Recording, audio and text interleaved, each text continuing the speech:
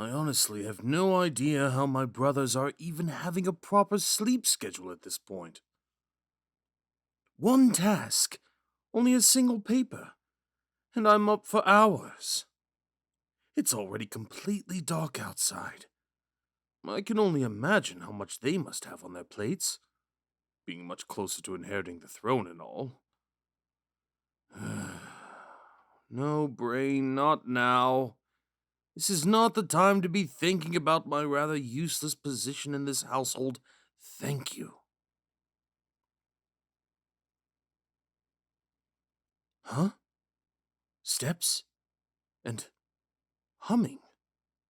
Is somebody cleaning the banquet hall? At this hour? Let me take a quick look. Just a little bit of curiosity. Hold on. Is that somebody dancing? Wow. I can barely see her. There's so little I can make out. Only her shadow floating from one spot to the other. Twirling and twirling and twirling. Do I know her? I wonder if I do. What could it be that she is doing here? All on her own and humming along to her own melody ever so peacefully. If only girls like her were in attendance at the official banquets, humming with her every step and just drawing me in. What a stupid thing to think. She might as well be an intruder waiting for a chance to attack. So, I might as well watch her a little more. For safety reasons, of course. It's still impossible to make out her features, even from inside the room. Her hair color, her face, everything. I wonder, how many times has she danced here before? All by herself without me noticing. There's not much you can do alone in this huge room. But there she is, not caring about the emptiness around her. I should go. I really should.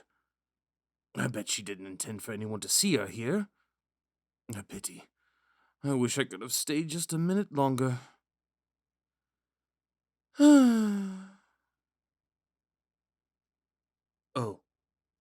Oh no. um, please, excuse my sudden intrusion. I didn't mean to scare you. I shall be damned. It's still too dark for me to see her face, but I can tell that she is frightened, eyeing me like a deer waiting to be attacked. I didn't mean to cause her such distress. I should have just left her alone in her tiny bubble of happiness. Please, allow me to step a little closer. You will see that I'm not someone you need to be afraid of.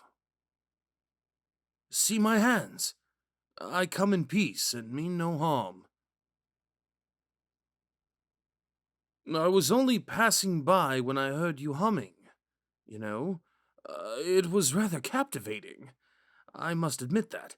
But I really didn't come to pry on you or anything. Finally, I get to see who charmed me this quickly. Please, rise to your feet again. I was the one interrupting you. There's no need for such formalities. I'm sorry for making you do this. My uniform isn't making it easier, right? That's better. Don't feel afraid to look at me. Here, take my hand. I'll help you up. There we go. Speaking of formalities, let me stick to the protocol now as well, since we are officially meeting for the first time. I'm Atticus, third Prince of Albion, third oldest child to the King and Queen, and therefore third in line to the throne. It's a pleasure to be meeting you. May I ask your name too? What a lovely name. I promise I won't forget it anytime soon. Now, how are you associated with this castle? Are you a guest of ours that I have yet to meet?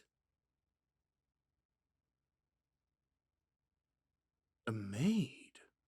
For my sister? That might explain why I haven't seen you around before. You are mostly working in her chambers, is that correct? Ah, then it does make sense. She is not much of a fan of her brothers coming to visit her and entering her room.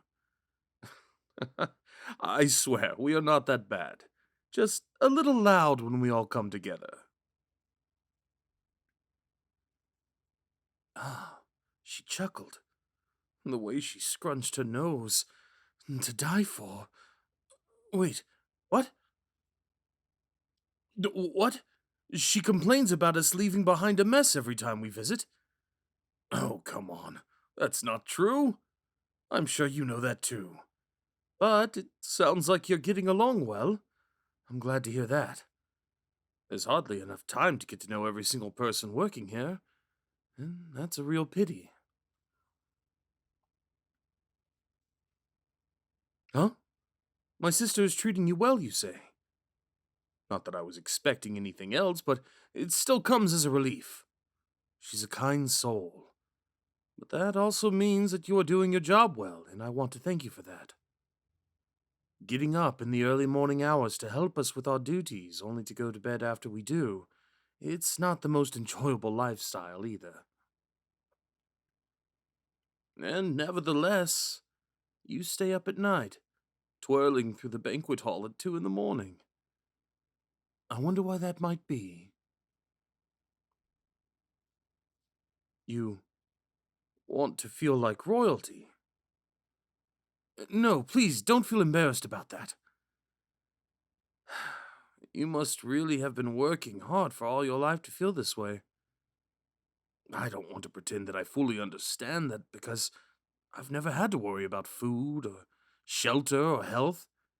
But I really do understand the appeal big empty rooms have at night. They're so quiet. It feels like you can fill them up with your dreams all the way to the top and not a single soul in the world would care. Do you do that every night? Walking through the halls, pretending to be someone you're not, to escape reality for but a moment. So, it's the banquet hall that draws you in every now and then. The room with the huge windows lining the wall all the way from top to bottom, and a shimmering chandelier hanging from the ceiling. A room with so much space and unlimited opportunities to use it. I don't think I've ever thought about it this way.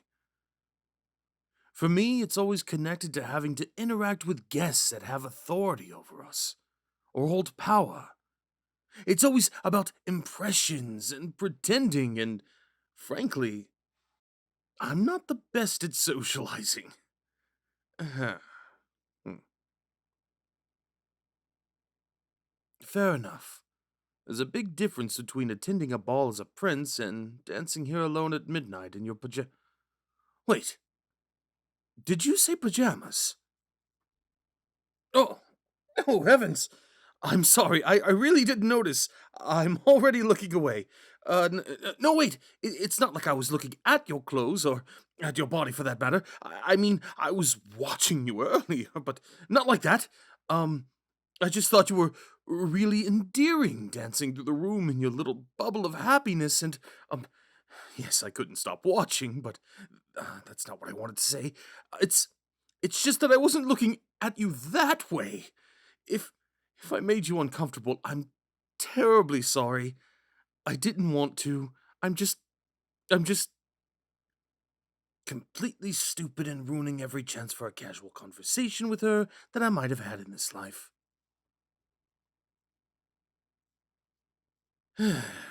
Yeah, I'm just really bad at socializing. You got that right. Okay, how do we go about this? It's autumn. How are you not freezing? A nightgown has such little fabric. Oh, let's not talk about that. At least you're wearing your slippers. How about... Oh, I've got an idea. I'm not looking, I promise. Here, take this. Don't worry about returning it, I'll just tell my sister and ask her for help. Like I said, she's actually a kind soul, but you know that, of course. It might be a cape, but if you use it like a blanket and wrap it around yourself, you should keep warm. Exactly. Just like that. Turn once more and it's wrapped all around you. Yep, nearly there. So cute. I mean, good. So good. Because that's some splendid fabric, isn't it?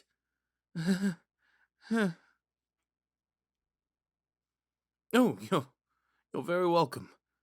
Again, I'm sorry for interrupting your private time like this. I just couldn't stop myself from watching. Never ever had I seen something, or rather someone like you before. So, I also must thank you for letting me into your dream bubble. What? Oh, don't worry. I will keep all of this a secret. Our little secret, if you may. Just make sure to get back to your room safely, all right? My sister would have my head if she knew that I made you stay up all night. How about I accompanying you to the stairs?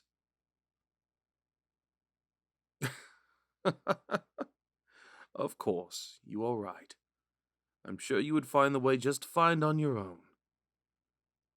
Please, grant me that 1 minute to walk with you, will you? Great. Perfect. Thank you. So, my lady, how about you take my hand and we walk off into the night? Just the two of us.